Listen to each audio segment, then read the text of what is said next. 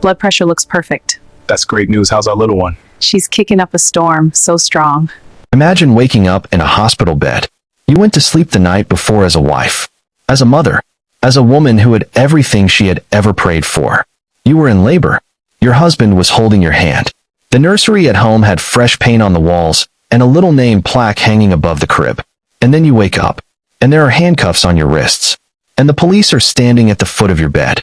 And they are calling you by a name you have never heard before in your life. And your baby is gone. Not in the nursery down the hall. Not with a nurse. Gone. Completely gone. As if she was never there.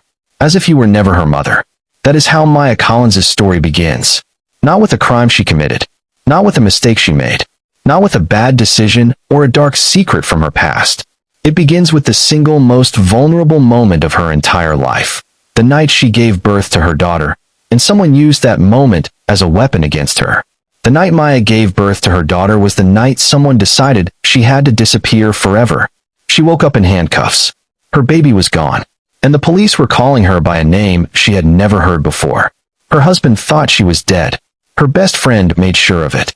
And by the time anyone believed her, years had already been stolen. This is not a story about a stranger.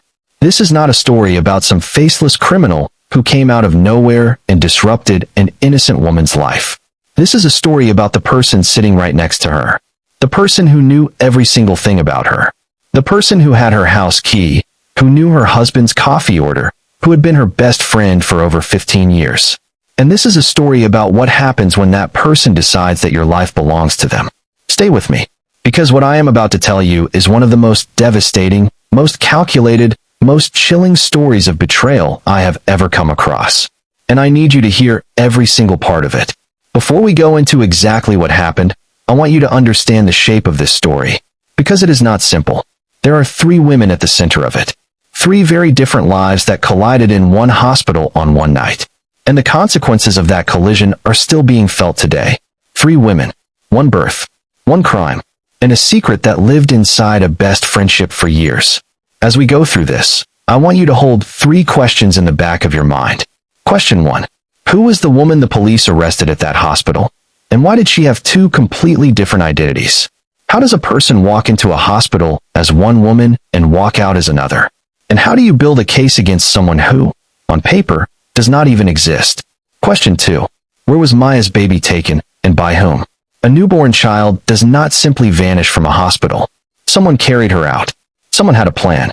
And that plan had been in motion for a very long time before that night. Question 3. How did Maya's best friend end up wearing her wedding ring and sleeping in her bed? And more importantly, what kind of woman looks her grieving best friend's husband in the eye, tells him his wife is dead, and then moves into his home with a smile on her face? Stay with me, because every single answer is worse than you think. Before we go any deeper into this story, let us know in the comments where you are watching from. Drop your city, your state. We love knowing who is in this community. And if you have not subscribed yet, please hit that button right now and turn on notifications because you do not want to miss what we have coming next. Now let us go back to the beginning. To understand what was taken from Maya Collins, you first have to understand who Maya Collins was. Maya grew up in a small town in Georgia. The kind of town where people leave their front doors unlocked and everybody waves when you drive past. She was raised by 2 working parents who instilled in her a deep sense of faith, community, and loyalty. Those were not just words to Maya. They were the architecture of how she moved through the world. She became a nurse, not because it was easy or because it paid well, but because she genuinely wanted to take care of people. Her colleagues described her as the kind of nurse who remembered the name of your dog, who would squeeze your hand before a procedure and mean it, who stayed late not because she had to, but because she could not leave a patient who was afraid. She was 31 years old. She owned a modest but beautiful home in a quiet Georgia suburb. She had a garden that she tended herself, wind chimes on the porch that she had bought at a street fair, and lace curtains in the kitchen that she had inherited from her grandmother. It was a life that was small in the best possible way. Full, warm, real. And then there was Daniel. Daniel Collins had been Maya's husband for 4 years when this story begins. He was a quiet, steady man, an electrician by trade, the kind of man who fixed things without being asked and showed up before you needed him. People who knew them said they were genuinely good together. Not in a showy, social media way. In a real way. In a Monday morning and a bad week and a broken water heater kind of way. When Maya got pregnant, Daniel painted the nursery himself. He did 3 coats because he wanted it to be perfect. Pink walls, as bright and warm as a sunrise. He hung a little wooden name plaque above the crib. And every night before bed, he would rest his hand on Maya's stomach and talk to their daughter. Just quiet little words. Just a father getting to know his child before she arrived. By the time October 14th came around, Maya and Daniel had been waiting and preparing and dreaming for 8 months. They had a name picked out. They had a coming home outfit folded and waiting in the hospital bag. They had a list of people to call the moment it happened. They had no idea that someone else also had a list. And her plan was already in motion. Now let me tell you about Diana. Diana Wells had been Maya's best friend since the 7th grade. They had grown up 3 streets apart in the same Georgia town. They had gone to the same school, graduated in the same class, gone through heartbreaks and celebrations, and everything in between side by side. If you asked anyone who knew Maya to describe her inner circle, Diana's name would be the first one out of their mouth. Always. And from the outside, Diana looked like the perfect best friend. She was charming. She was funny. She showed up. She remembered things. She had a warmth about her that made people trust her almost immediately, which, as it turns out, was one of the most dangerous things about her. But underneath that warmth, something else had been growing for a very long time. Diana had never had what Maya had. Not the marriage, not the home, not the stability, not the sense of being loved without having to perform for it. And for years, quietly, privately, in the parts of herself she never showed anyone, she had been keeping score. Every time Maya's life took a step forward, Diana felt it like a small wound. Every promotion, every anniversary, every pregnancy announcement. People who knew Diana well, not the charming version she showed the world, but the real version, would later describe moments that in hindsight were deeply unsettling. The way she would watch Maya and Daniel dance at a party, smiling with her mouth, but not her eyes. The way she would pick up Maya's photographs and study them a beat too long. The way she would sometimes say, in a tone that people brushed off as a joke, "Some women just have all the luck." It was not luck Diana was watching. It was inventory. And then there is the third woman. The one whose name Maya would be forced to wear for 4 years. Claire Voss. If Maya was warmth and Diana was envy, then Claire Voss was something else entirely. Something colder. Something that had been sharpened by years of surviving at any cost. Claire had grown up hard. Moved around constantly as a child. In and out of the foster care system in 3 different states. By the time she was in her mid-20s, she had already developed a skill set that was equal parts terrifying and impressive. She could become anyone. New name, new accent, new backstory, new life. She had done it so many times that the people who were hunting her, and there were several agencies across multiple states who were never quite sure who they were looking for. By the fall of that year, Claire Voss was wanted in Georgia, Florida, and Tennessee. The charges included fraud, identity theft, and 1 count of murder. A man in Tallahassee who had made the mistake of figuring out who she really was before she was ready to move on. She was also 9 months pregnant. And she had a problem. Her current identity, the one she had been using for the past 14 months, was starting to unravel. A detective in Savannah had gotten too close. She needed a new name, a new history, a new face on her documents. She needed to disappear so completely that even the people who had been chasing her for years would lose the thread entirely. She needed a perfect identity. And a perfect identity meant finding a perfect person to take it from.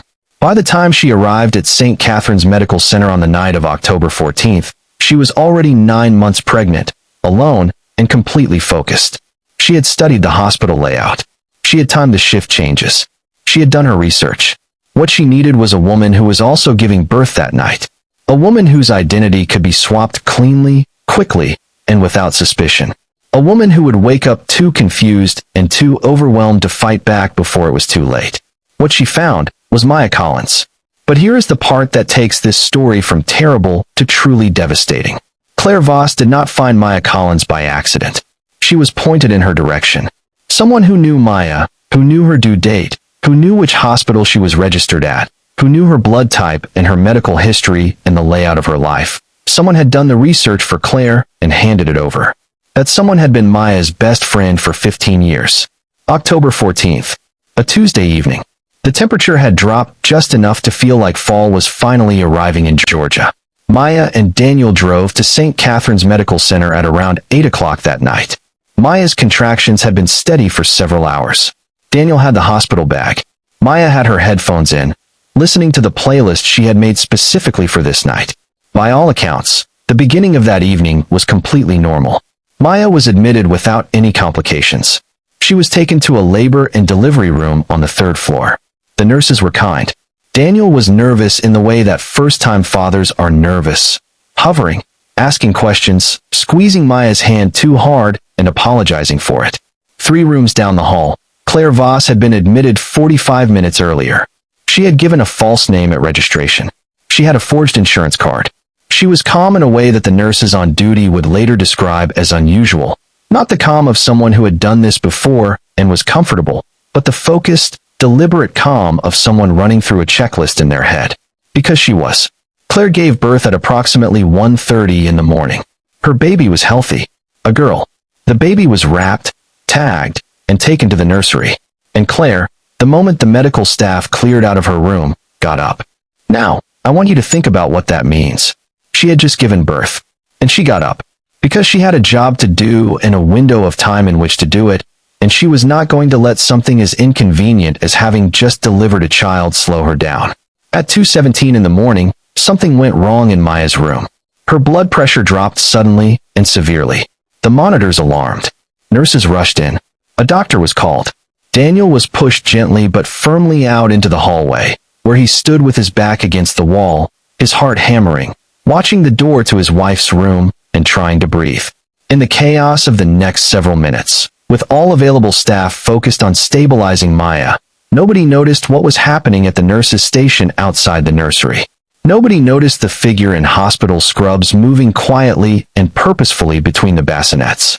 Nobody noticed the small, practiced movements of 2 tiny wristbands being unclipped and reclipped. 2 babies. 2 names. Swapped in under 90 seconds. Maya's daughter was now tagged with Claire's false name. Claire's daughter was now tagged with Maya's name.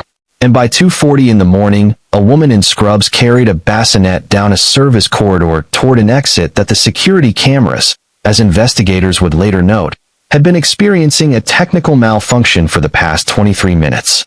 Maya's daughter was gone from the hospital before Maya had even been stabilized. When Maya came back to consciousness, she was disoriented.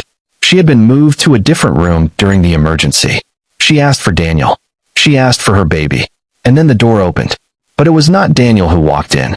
It was 2 police officers and a hospital administrator named Gerald Fitch. They called her Claire. She said, "No, my name is Maya Collins." They showed her a bracelet with a name on it that was not hers. They showed her a medical chart with a history that was not hers. They showed her a photograph, a mugshot taken 3 years earlier in Tennessee, and they told her that the fingerprint taken from her right hand during intake matched a partial print found at a crime scene in Tallahassee, Florida. Maya screamed. She begged. She told them she was a nurse at Mercy General, that her husband was in this building right now, that someone needed to go and get Daniel Collins from the waiting area on the 3rd floor right this second. They wrote down what she said. They noted it as the behavior of a suspect attempting to construct an alibi, and then they processed her. Meanwhile, Daniel Collins was in that same waiting area on the 3rd floor. Waiting, praying, checking his phone, waiting some more. He never knew his wife was in handcuffs 2 floors below him. Because Gerald Fitch, the hospital administrator, made sure of it. Fitch told Daniel that Maya had experienced a catastrophic cardiac event during the delivery, that the medical team had done everything they could, that she was gone. He also told him that the baby had not survived. 2 lies. Calculated, deliberate lies. Delivered to a man who was completely alone and completely unprepared, in the middle of the night, in a hospital hallway. Daniel collapsed. Literally. His legs gave out. A nurse helped him into a chair. And while he sat there in that hallway, unable to speak or move or think, Claire Voss was walking out of St. Catherine's Medical Center with his daughter in her arms and his wife's identity in her pocket. And here is the question that should keep every single one of us up at night. How did Claire Voss know that Maya Collins would be in that hospital on that specific night? How did she know which room she was in? How did she know about the security camera malfunction, which, investigators would later determine, was not an accident at all, but had been arranged in advance. How did she know that Gerald Fitch, a hospital administrator with gambling debts and a history of financial desperation, could be bought? She knew because someone told her. Someone who had access to every detail of Maya's life. Someone who had been sitting at Maya's kitchen table, eating her food, being called her best friend, while secretly engineering every single piece of what happened that night. In the weeks that followed October 14th, three very different things were happening simultaneously. And understanding all three is essential to understanding just how deep this went. In a women's correctional facility in Georgia, Maya Collins was being processed, documented, and held as Claire Voss, wanted fugitive. She had no money for a private attorney. Her court-appointed public defender was handling 11 other cases at the same time. Maya told her story, her real story, to every person who would sit still long enough to listen. And every person who listened wrote down what she said, looked at the evidence in front of them, and shook their head. Because the evidence was overwhelming. The fingerprint match. The medical records, which had somehow been altered before anyone realized they needed to be preserved. The testimony of Gerald Fitch, who told investigators a clean, consistent story about recognizing Claire Voss from a federal database when she was admitted. The bracelet. The chart. Even her photograph had been swapped in the hospital system sometime during those 23 missing minutes. Maya had no way to prove who she was. Her own hospital records said she was someone else. And the one person who could have walked into that courtroom and said, "I know this woman. I have known her for 15 years. She is not Claire Voss." That person was busy building a new life on top of the rubble of Maya's. Maya wrote letters. Dozens of them. She wrote to Daniel, not knowing that he had been told she was dead.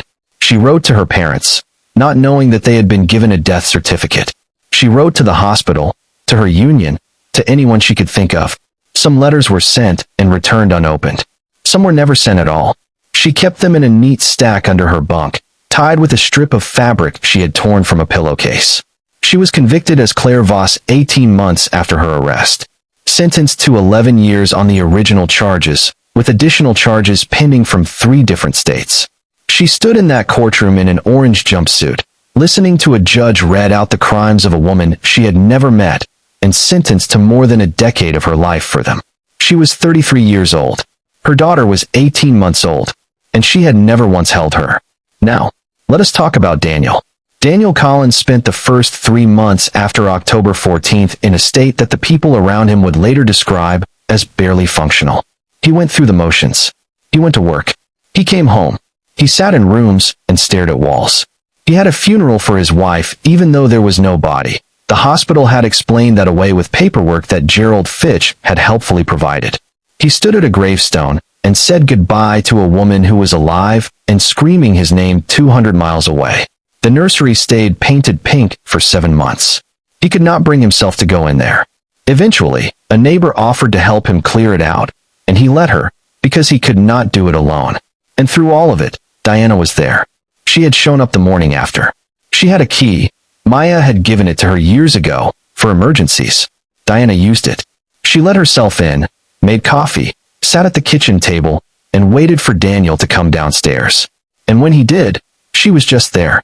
Present, quiet, not asking anything of him, not needing anything from him, just there.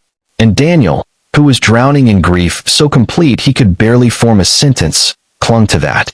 Because what else was he supposed to do? Slowly, over months, Diana became the architecture of Daniel's survival. She cooked. She handled phone calls he could not manage. She sat with him in the evenings. She remembered the anniversary of the day he and Maya had gotten engaged, and she brought him flowers that day, and he wept, and she held his hand, and she was there. She was extraordinary at it. And that is the most chilling thing about Diana Wells. She was not a reluctant villain. She was not someone who stumbled into something dark and could not find her way out. She was gifted at this. She had been practicing the performance of her life for 15 years, and this was finally her stage. What Daniel did not know, what no one knew at this point, was that Diana had been in contact with Claire Voss for 6 months before the night of October 14th. They had met years earlier at a women's shelter in Savannah. They had recognized something in each other, a hunger, a willingness, a particular kind of desperation that most people never let themselves feel, let alone act on. They had stayed in touch. Off the books. disposable phones, handwritten notes to post office boxes. And over the course of those 6 months, Diana had provided Claire with everything she needed: Maya's due date, her hospital registration, her medical history, her home address, a description of Gerald Fitch and the information about his debts, and a detailed account of the layout of St. Catherine's third floor. 6 months of planning. For 15 years of watching and wanting. Diana was patient. That was perhaps the most frightening thing about her. She was willing to wait as long as it took. Now let us talk about the investigation that cracked this whole thing open. Because none of what I am about to tell you was supposed to happen. The case was closed. Maya was convicted. Claire was gone.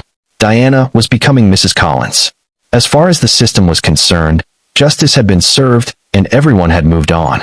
But Detective Sarah Okafor had not moved on. Sarah was a 15-year veteran of the Georgia Bureau of Investigation. She had not worked the original case. She came across the file 3 years later, during a review of cases connected to a federal task force investigating identity fraud networks across the southeastern United States. The name Claire Voss came up in that review. And when Sarah pulled the file and started reading, something sat wrong with her in a way she could not explain and could not ignore. The fingerprint match was too clean. In her experience, partial prints from crime scenes did not line up that neatly. They were messy. They were partial for a reason. This one matched a little too well, a little too conveniently, in a way that suggested to her experienced eye that it had been helped along. The hospital administrator's testimony had minor inconsistencies across 2 separate transcripts that nobody had cross-referenced because there had been no reason to. Until now. And then she found the security footage log. The gap. 23 minutes on the night of October 14th, in which the cameras covering the nursery corridor and the service exit had been, according to the log, experiencing a technical malfunction.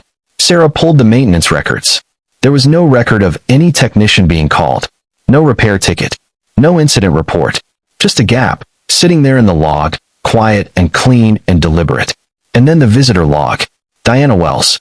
Signed in at 1:14 in the morning on October 14th. Visiting, according to the log, a patient on the 2nd floor, a patient who, when Sarah checked, had been discharged 3 days earlier. Diana had told everyone, Daniel, Maya's parents, every person who had ever asked, that she had not been at the hospital that night, that she had found out about Maya's death the next morning, by phone, and had rushed over to Daniel immediately. She was lying. She had been there. Signed in. On the record. Sarah picked up her phone and started making calls. What came next took 18 months of careful, methodical investigative work. Sarah was not operating with unlimited resources. She was working this alongside other cases, piecing it together in the early mornings and late evenings, following threads that sometimes led nowhere and doubling back to try again. But she was good at her job. And she was stubborn in the particular way that the best investigators are stubborn, not aggressive, not reckless, but quietly, permanently unwilling to let something go when her gut told her the story was not finished. The first major break came through the financial records. Diana Wells had made a series of cash withdrawals from her bank account in the 6 months leading up to October 14th.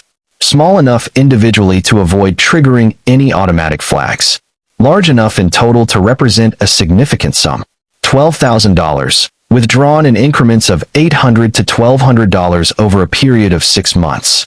Around the same time, Gerald Fitch, the hospital administrator whose testimony had helped convict Maya, had paid off a significant portion of his gambling debt in cash.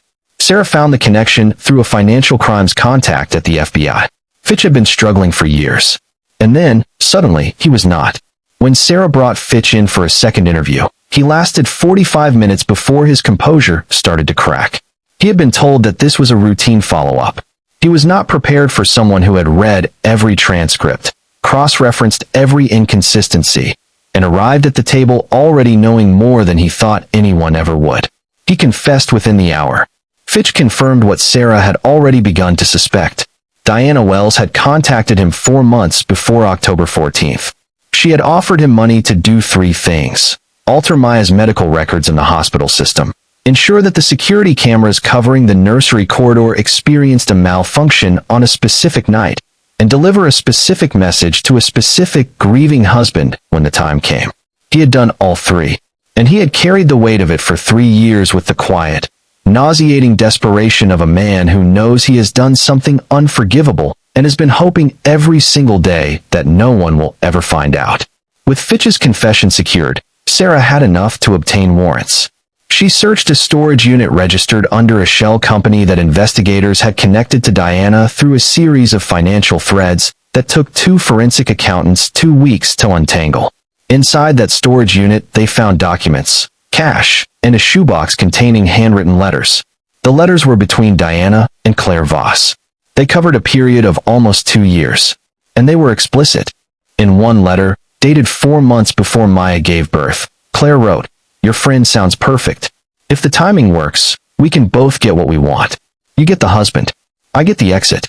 Just make sure he believes she is gone." Diana's reply, in the same shoebox, "He will believe it. I will make sure of it. I have been making sure of it for 15 years. 15 years. She had been building toward this for 15 years. Sarah sat with those letters for a long time before she moved to the next phase of the investigation. Because she is a professional and a disciplined one, but she is also a human being. And what those letters represented, the depth, the patience, the sheer coldness of what Diana had done, took a moment to absorb.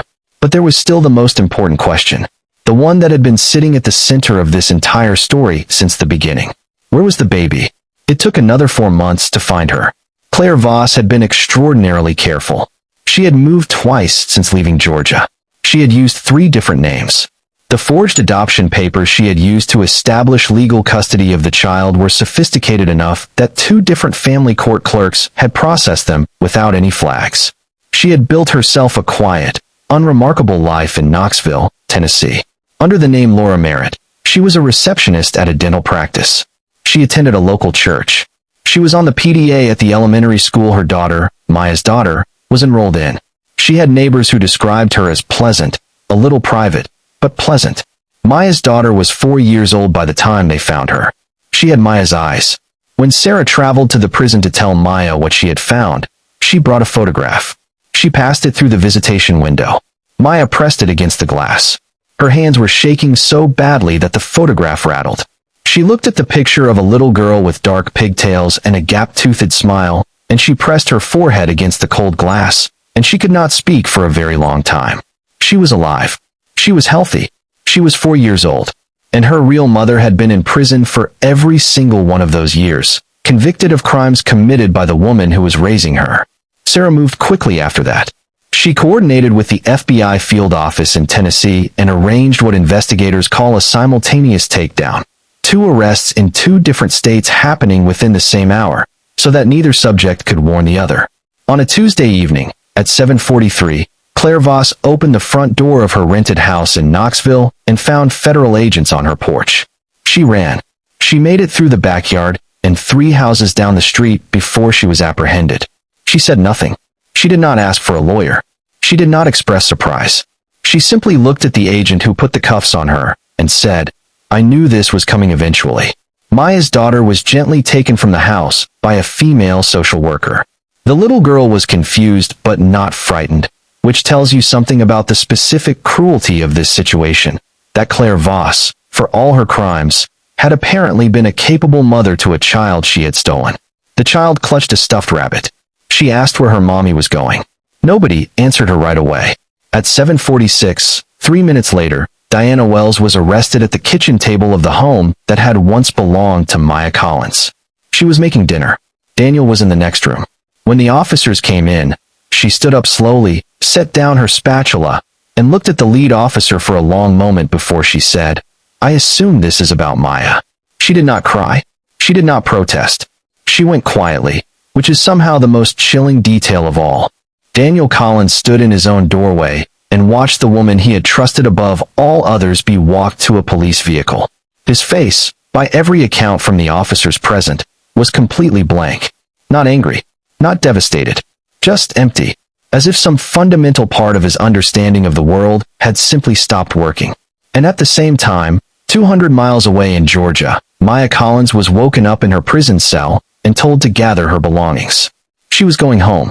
I want you to take a moment and think about what it means to walk out of a place you should never have been. Maya Collins walked out of Lowndes Correctional Facility on a Wednesday morning. For years, 2 months, and 17 days after she had been taken there, she had gone in as a new mother, a wife, a nurse, a woman whose life was full and warm and real. She came out carrying a small bag of belongings and wearing clothes that a volunteer organization had donated because her own clothes were 4 years out of date and no longer fit the woman she had been forced to become. She stood at the door for a moment before she stepped outside. Just stood there, feeling the air, hearing birds, looking at a sky that had no ceiling. A car pulled up. Sarah Okafor got out. They looked at each other across the parking lot. These two women who had never met before this investigation and yet were now bound together by it in a way that neither of them would ever fully be able to explain. No words were said. Sarah opened the back door of the car. The little girl was in her car seat, asleep. Maya walked to the car. She looked in, and she made a sound. Witnesses in that parking lot described it differently, because human language is not quite equipped for what a mother feels when she sees her stolen child for the very first time after 4 years of searching and screaming and being told she was no one. Some said it was a sob. Some said it was a gasp. Some said it was something quieter and more complete than either of those things. She reached in and she touched her daughter's hand. The little girl stirred and opened her eyes. And Maya said, very softly, "Hi, baby. I am your mama. I have been looking for you." The little girl looked at her for a moment. And then she said, "You have my eyes. I will leave that there. Now, Daniel." There is no clean resolution for Daniel Collins. There is not meant to be. What happened to him, what was done to him, does not resolve cleanly, because grief that has been deliberately manufactured and weaponized does not simply dissolve when the truth comes out. In some ways, finding out the truth made things worse before they got better, because Daniel had grieved, genuinely, completely, at enormous cost to himself. He had grieved his wife and his child. He had rebuilt, slowly and painfully, around that grief. And then he was told that the grief itself had been a lie, that the person who had guided him through it had caused it, that the woman he had been sharing a home with had looked him in the eye every single day, knowing exactly what she had done. He and Maya met twice in the months after her release. The first meeting lasted 11 minutes. Maya arrived first and waited. Daniel walked in and stopped when he saw her, and the two of them stood 6 feet apart in a coffee shop in Augusta and could not find any words that were equal to the situation. 11 minutes. And then Daniel said, "I am sorry." And Maya said, "I know." And he left. The second meeting lasted 3 hours. What was said between them in those 3 hours is private. They have both been asked about it, and both have declined to share. But after that meeting, according to people close to both of them, something shifted. Not back to what it was. That was gone. But towards something new. Something that two people who have been through the same catastrophe and come out the other side can sometimes find, if they are willing. Daniel sold the house. He could not live there anymore. Maya never went back inside it. He relocated to Colorado and started over, slowly. The way you start over when everything you thought was solid has turned out to be built on someone else's lie. Now the verdicts. Gerald Fitch pleaded guilty to fraud, conspiracy, and obstruction of justice. He received 8 years. In his statement to the court, he said that he had told himself the woman being arrested was actually Claire Voss, and that he was doing a service to the public. He said that he had not let himself think too hard about the alternative.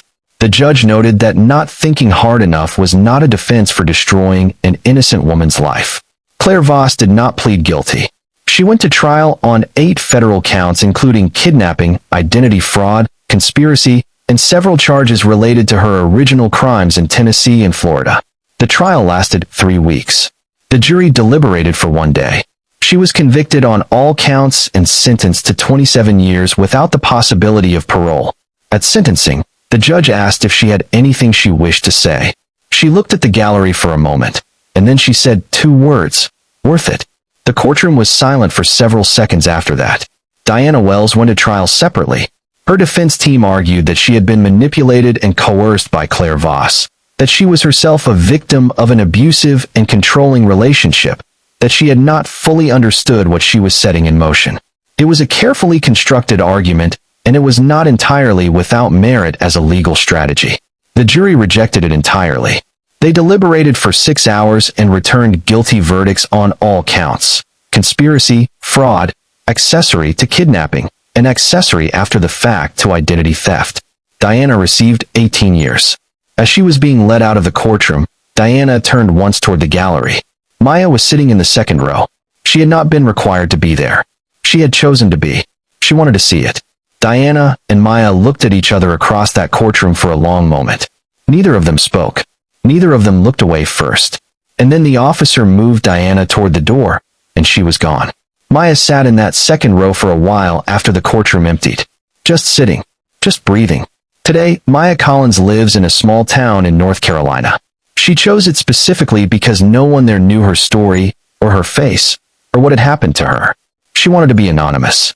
She wanted to go to the grocery store and not have anyone look at her with that expression, that mixture of pity and fascination that follows people who have been through public tragedies. She is raising her daughter. She finally got to name her.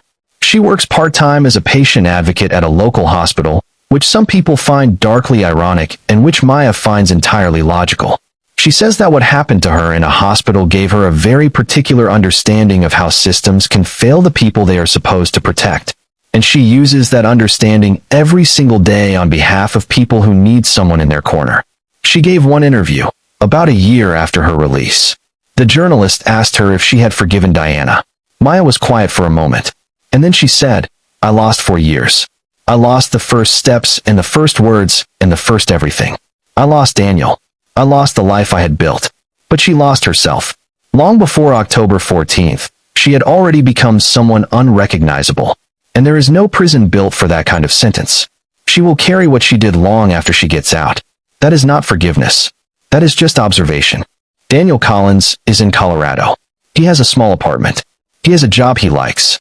He is, by all accounts, doing the slow, unglamorous work of rebuilding a life from scratch. He and Maya co-parent their daughter across the distance, which requires a level of communication and trust that neither of them would have chosen, but both of them have committed to.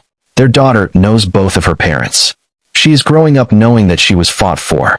Fiercely, completely, at enormous cost. Detective Sarah Okafor was promoted following the conclusion of the case. She still works out of the same office. She still drinks too much coffee and stays too late. She keeps Maya's case file in the top right drawer of her desk. When people ask her why, she says, "It is a reminder that the truth is always somewhere. It does not always surface quickly. It does not always surface without someone pushing. But it is always there, waiting." I have been sitting with this story for a long time. And the question I keep coming back to is not the legal one. The legal questions have been answered. The trials happened. The verdicts came in. The sentences were handed down. The system eventually worked, which is more than you can say for a lot of stories like this. The question I keep coming back to is a quieter one. A more uncomfortable one. How do you trust anyone after this? Because the horror of what happened to Maya Collins is not just the crime itself. It is the specific intimacy of the betrayal. This was not a stranger. This was not someone who came into her life uninvited. This was the person she had trusted the most, for the longest time, in the most complete way. Diana had the key to her house. Diana knew her blood type. Diana knew which hospital she was registered at, and what her due date was, and what the layout of her delivery floor looked like. Diana knew all of that because Maya had told her. Because that is what you do when you trust someone. You let them in. You give them the details of your life. And Diana used every single one of those details as a tool. This story is not just about crime. It is about what happens when the people we trust the most decide that our lives are worth more to them as possessions than as relationships. Diana did not steal Maya's life because she hated her. She stole it because she loved what Maya had. And that, in some ways, is more terrifying than hatred. Because hatred has a face. You can recognize it. You can protect yourself from it. But envy that wears the face of friendship, that smiles at your baby shower and holds your hand at your mother's funeral and knows exactly which hospital you are registered at, that is something that most of us never think to guard against.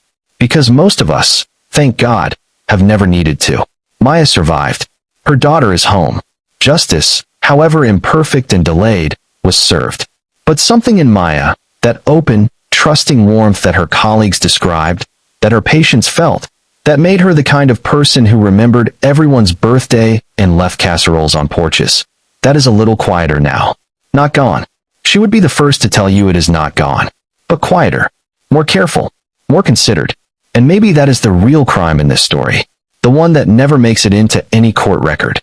The one that never gets a sentence handed down for it. the slow, permanent dimming of a light that used to burn without hesitation. Diana Wells took 4 years from Maya, but she also took something that does not have a number attached to it. And I think about that a lot. I want to ask you something before you go, and I want you to actually sit with it for a moment. Looking back at everything I told you today, the 15 years of watching, the 6 months of planning, the way Diana showed up the very next morning with coffee and a house key and a perfectly constructed version of grief. Were there red flags?